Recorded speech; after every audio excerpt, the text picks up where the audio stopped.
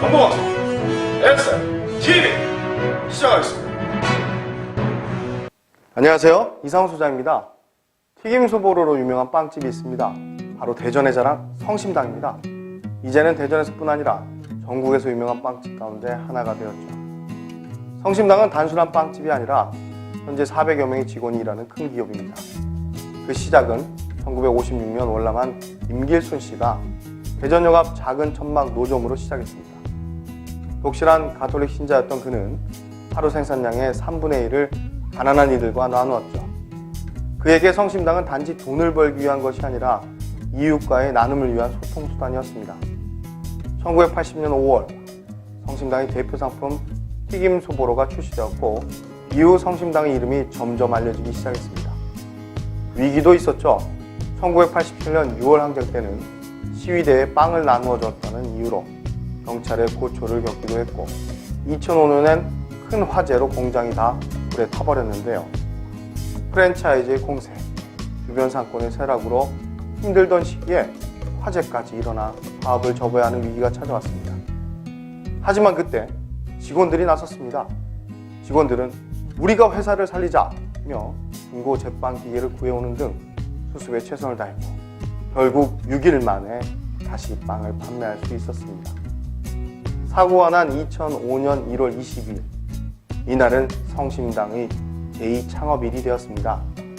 이때부터 성심당은 직원들을 한 가족이라고 부르고 새로운 경영 방식에 대해 고민하게 됩니다.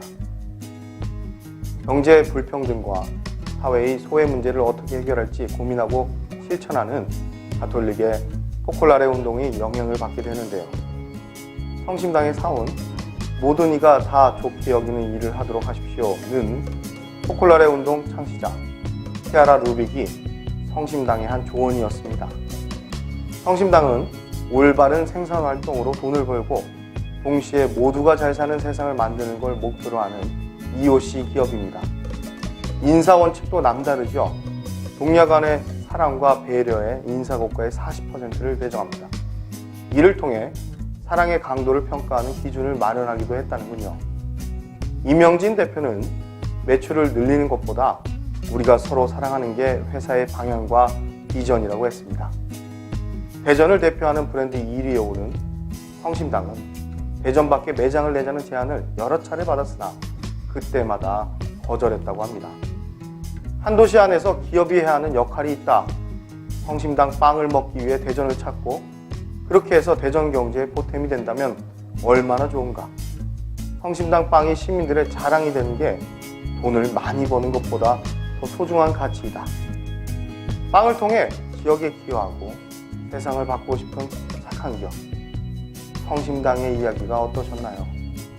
우리나라에 착한 기업들이 많이 생기길 바라며 SFTV도 착한 기업으로 성장하도록 노력하겠습니다.